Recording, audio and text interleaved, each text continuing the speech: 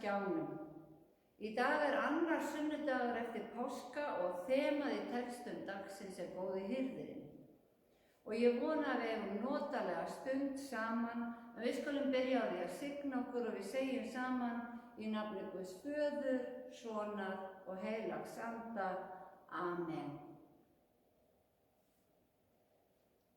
Fyrri ritningalestur úr Jeremía 23. kafla og hljóðar þannig. Vei hirðunum sem leiða sauðina afvega og tvistra hjörðinni sem ég gæti, segir Drottinn. Þess vegna segir Drottinn Guð Ísrael sem hirðana sem gæta þjóðar minnar. Þér hafið tvistrað sauðum mínum og sundrað þeim og ekki sinnt þeim. Nú mun ég draga ykkur til ábyrgðar fyrir illvirki yðar, segir Drottinn.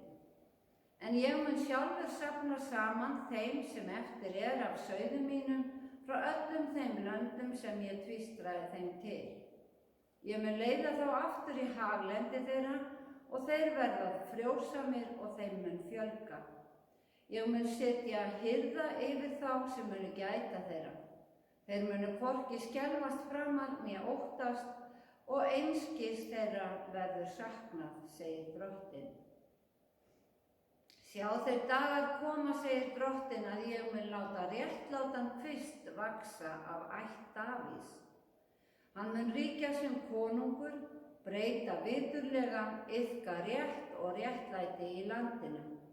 Hans daga verður Júda bjargað og Ísrael mun búa óhultur. Þetta nafnið sem honum verður gefið, Drottinn réttlæti vort.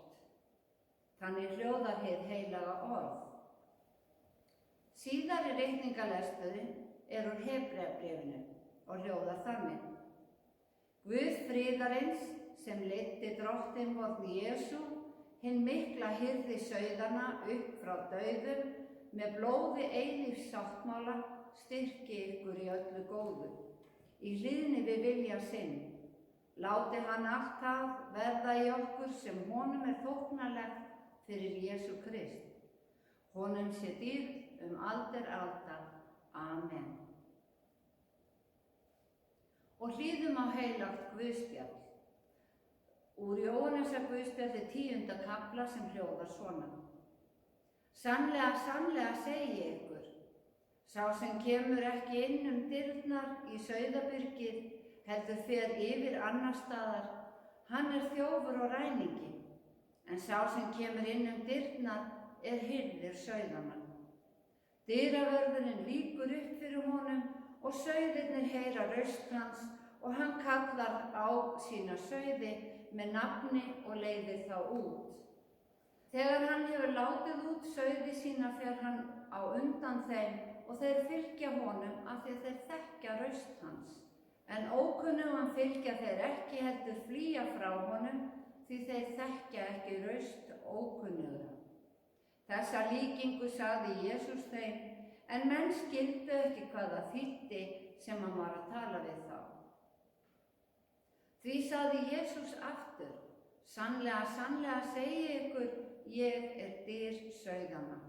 Allir þeir sem á undan mér komu þjófar og ræningjar, enda hlýddu sauðirnir þeim ekki.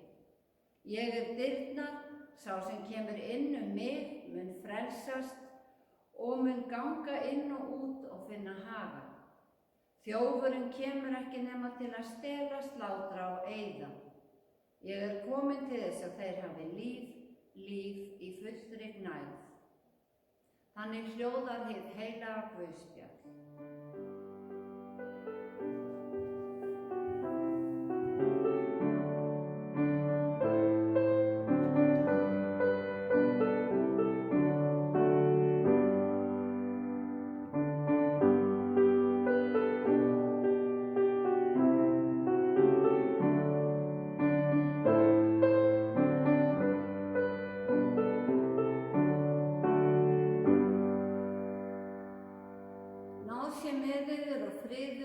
Guði vorum og Drottni Jesú Kristi. Þemað í textum dagsins góði hirðirinn. En í fyrri ritningalesturinn sagðist Guð sjálfur gæta hjarðar sinnar og að þeir sem að reyna að tvístra sauðum hans eigi ekki von á góðu. En vegna kærleika síns verður heggningin fyrir að tvístra sauðunum ekki önnur en sú að þeir verða ekki í ríki hans. Og Guð mun sjálfur safna saman þeim sem var tvístrað heiminn. Þegar sá tími kemur mun enginn ráfa umkomulaus því að Guð safnar sínum saman. Í gegnum Jeremías spámann fékk þjóð Guðs að vita að þeir dagar myndu koma að þeir myndu fá réttlátan konung. Sá réttláti konungur Jesús. En kannski biðu menn eftir jarðneskum konungi sem myndi auðvelda líf þeirra hér á jörðu. Spádóma hægt að túlka inn í aðstæður hvers tíma. Á þessum tíma voru menn skyldaðir til að hafa sama Guð og konungurinn og herleita þjóðir þurftu því að skipta Guð. Og eins markaði andlát konungs alltaf tímamót í samfélaginu og óvissu framtíðina því að nýjum konungi fylgdu nýjir siðir. Og sumstaðar var konungurinn tignaður sem Guð. Guð lét spámenn sína vara menn við hvers kyns skurðgoða dýrkun. Og í Habbakúk spyr Guð, hvað hefur skurðgoð gagnað? Það er maður sem hefur skorið það út. Hvaða gagn af steyptu líkneski lygafræðara? Hvernig getur smiðurinn treyst á mállaust goðið sem hann hefur mótað? Í sumum trúarbrögðum hefur hver persóna marga guði. Persónulegan Guð, það er að segja Guð að eigin vali, fjölskylduguð, herbergisguð, húsguð, hverfisguð, borgarguð og landsguð og það er nauðsynlegt að þjóna þeim öllum. Kristin trú er eingyðistrú. Það er að við trúum á einn almáttugan Guð, en hann hefur 3 birtingamyndir. Í Gamla testamentinu birtist hann okkur sem Guð Faðir, í Nýja testamentinu birtist hann okkur sem Jesús, sonur Guðs, og Jesús sendi okkur síðan heilagan anda okkur til hals og trausts, þangað til hann kemur aftur. Við köllum Guð hina heilögu þrenningu. Guð hefur sagt að við getum aðeins þjónað einum Herra og Guð vill vera sá Herra, hirðir okkar allra. Og Guð velur sér leiðtoga til þjónustu. Amos var fjárhirðir þegar Guð kallaði hann til að vera spámann sinn.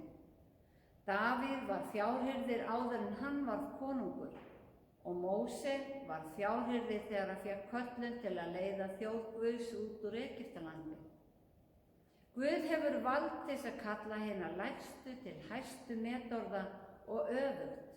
Hann getur svipt menn ríkidæmi sínum. Hlutverk leiðtoga er ekki ólíkt hlutverki hirðis. Það er að vakta féð og verja fyrir villidýrum, finna góða haga og vatn á daginn og byrgi fyrir næturskjól. Menn þekktu hlutverk hirðisins og skildu samlíkinguna þegar Jesús sagði, ég er góði hirðirinn. Ég legg líf mitt í sölurnar fyrir sauðina. Og það gerði hann bókstaflega. Síðari ritningalesturinn segir Jesú vera hinn mikla hirði sauðanna, hinn eina sanna hirði. Og í Guðspjallinu segir Jesús að hann sé dyrnar á sauðabyrginu og menn verði að koma inn dyrnar. Sauðabyrgið er myndlíking fyrir ríki Guðs og innan þess er hans útvalda þjóð og Jesús er dyrnar. Dyravörðurinn sem opnar og veitir inngöngu.